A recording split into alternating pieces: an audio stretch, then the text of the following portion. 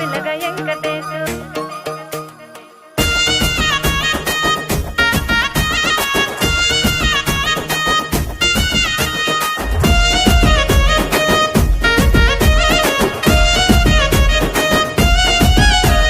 చిత్రాల మనసు నాది చిన్నగా పోతుంటావో చూడక పోతుంటావో ఇంట్లో చిన్నదాన్ని నేను చిత్రాల దాన్నితో